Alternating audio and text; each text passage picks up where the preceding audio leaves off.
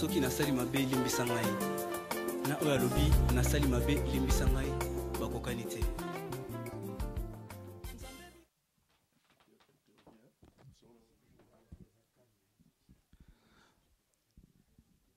Bonjour, je me présente, je suis le frère Marley de l'église GAS.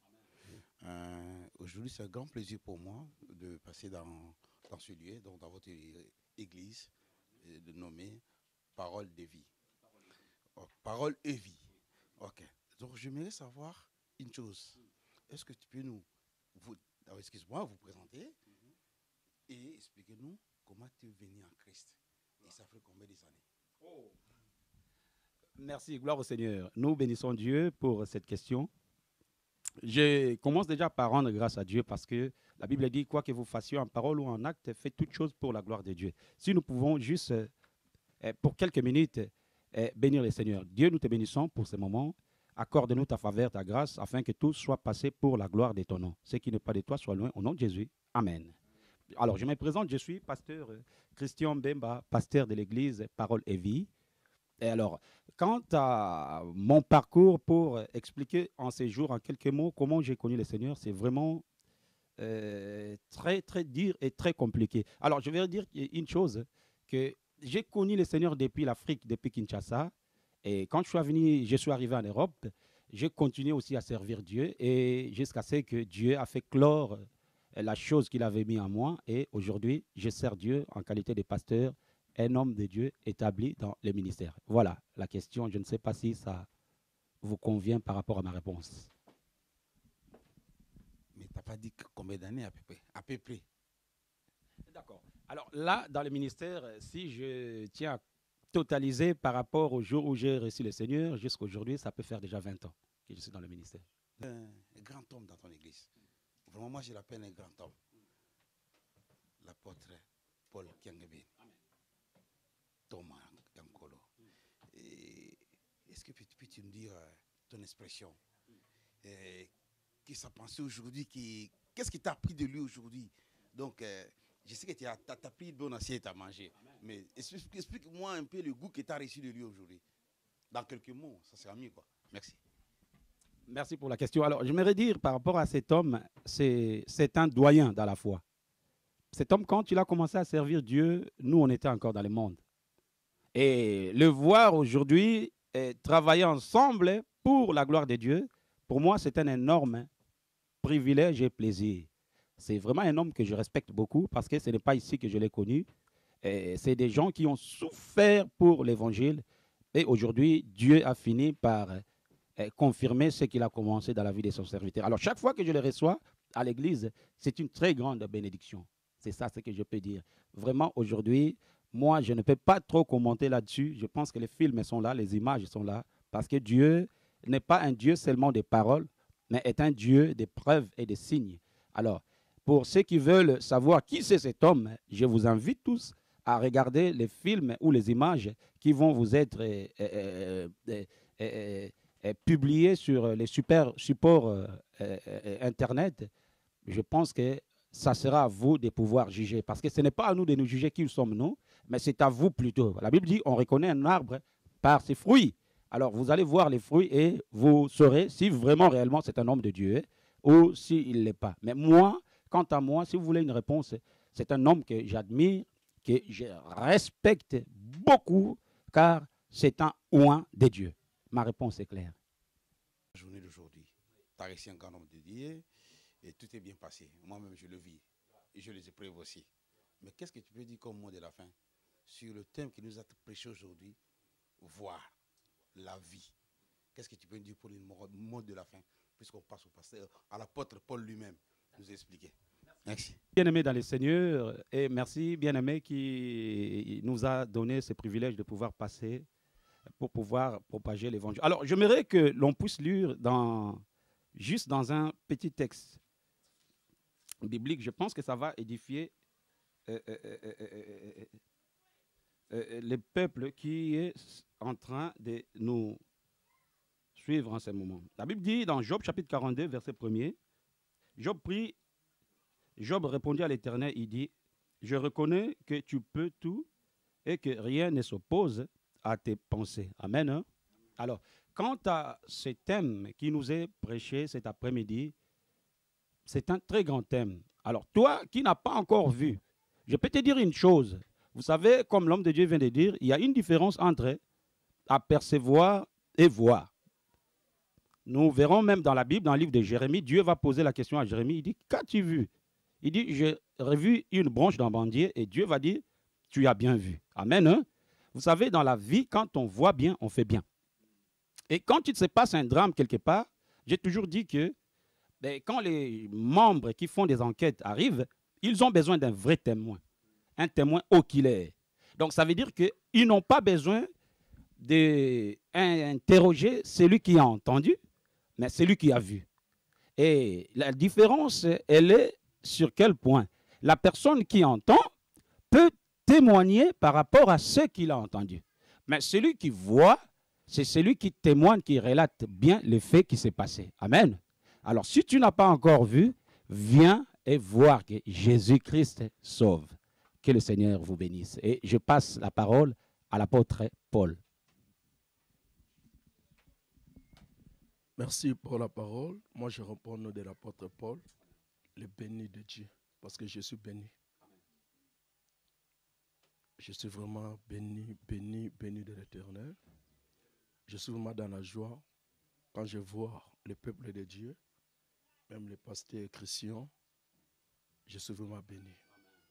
Moi, je sais une chose, la Bible dit, je suis dans la joie quand on dit, allons à la maison de l'Éternel. Je suis vraiment dans ma maison. Bon, ça va. Apôtre Paul, je vais te poser une seule question. Quel sentiment as-tu aujourd'hui d'être à côté de ton frère, pasteur Christian? Ça fait longtemps. Bon, on peut le dire comment? Ça fait longtemps. On ne voit pas les pasteurs chrétiens. Mais quand je vois le pasteur Christian aujourd'hui, avec le bien-aimé, avec maman Blandine, je suis vraiment dans la joie. Ça fait 10 ans, 15 ans, on a séparé avec maman Blandine. Je vois aujourd'hui, en plus dans l'église, je suis vraiment dans la joie. Je sens vraiment dans ma famille. Comme j'étais à Kaouka, j'étais ensemble à Kaouka, on fait tout ensemble avec le bien-aimé. Non, non, non, non. Je suis vraiment dans la joie aujourd'hui. Je suis vraiment seulement dans la joie. Ça va. Tu peux, jeune frère, parce que lui te suit quand même. Parce que lui, il a 20 ans, mais toi, je sais que tu en as plus. Quel conseil tu peux lui donner pour son ministère? Je disais souvent, même devant l'Assemblée, c'est un homme de Dieu humble. Moi, je connais un verset dans la Bible, l'humilité précède la gloire. Deuxièmement, il faut reconnaître aussi les aînés dans la foi. Pasteur Christian, c'est un homme très, très humble. Chaque fois, il connaît les aînés qui ont commencé la foi avant lui. Si tu veux aller loin, même dans les ministères, même dans la vie comme ça, il faut être humble, être à côté de quelqu'un.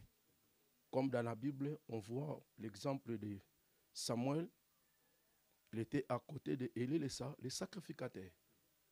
Même Josué, il était à côté de Moïse. Même les disciples, il était à côté de Jésus. Bon. Poussons les pieds de joie et de Dieu. Acclamons encore très fort.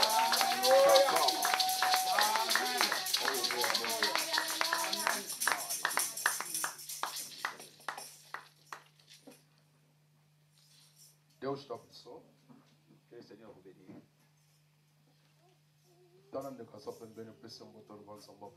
Regarde un frère qui est à côté de toi, dis-lui, salue-lui et dis-lui que le Seigneur te bénisse.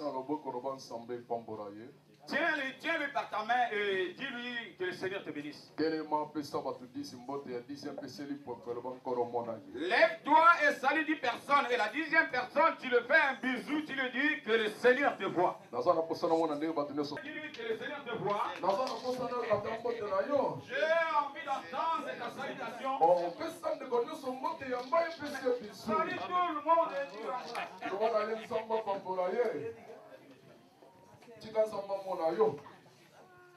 Amen. Et laisse que le Seigneur te voie, je t'aime beaucoup là. Que le Seigneur te voie, ma femme. Que le Seigneur te voie. Celui qui va dire Amen, que le Seigneur le bénisse. Et celui qui va dire Amen, que le Seigneur le bénisse. Je suis en train de vous entendre, mais plus bas. J'ai envie de vous montrer que moi je prêche. Celui qui va dire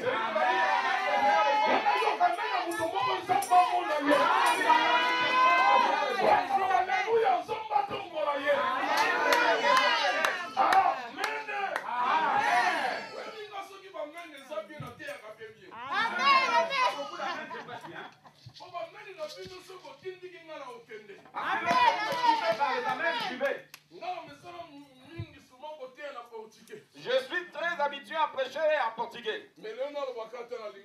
Je vais aujourd'hui parler en lingala.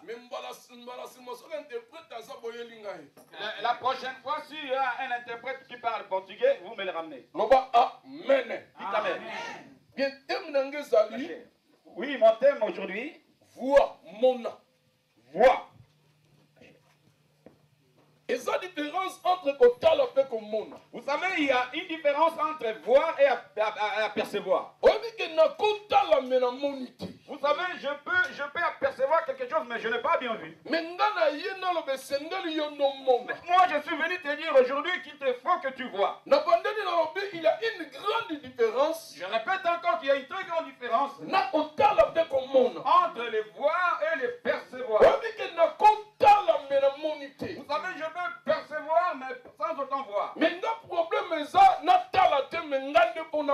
mon problème de cet après-midi, ce n'est pas de percevoir, mais c'est de voir. Je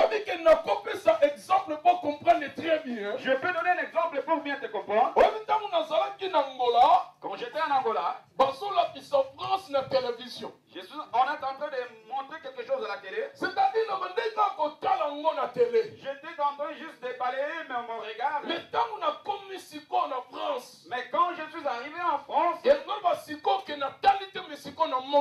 veut dire que je n'ai pas regardé seulement la France, mais j'ai vu. Alors au jour d'aujourd'hui, ce n'est plus question de percevoir, mais c'est de bien voir. Celui qui va dire Amen, que le Seigneur le bénisse. Lève-toi, nous allons faire une lecture biblique. Josué chapitre 5. Josué chapitre 7. Josué chapitre 5. Josué chapitre 5, pardon. Verset 13 à 15. Du 13e verset au 15e. Josué chapitre 6. Josué chapitre 6.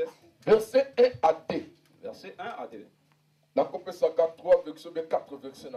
vais donner juste 3 ou 4 versets et puis c'est bon. 30 minutes, bien 40 minutes. Je n'ai que 30 ou 40 minutes. Mais j'ai envie que vous me poussez. Maman Blandine Tanga. Maman Blandine.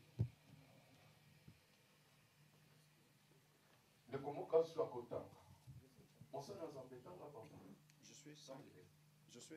chapitre 5. Josué chapitre 5.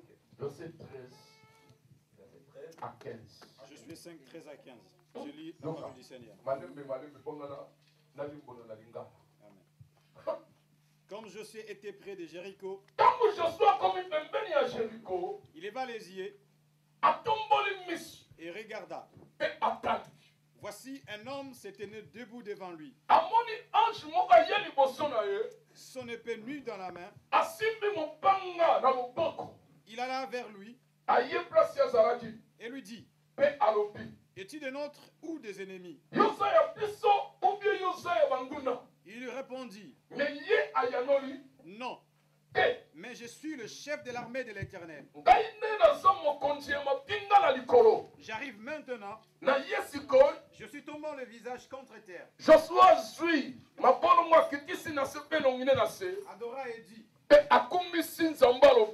qu'est-ce que mon Seigneur dit à son serviteur? Et le chef de l'armée de l'Éternel dit à Josué: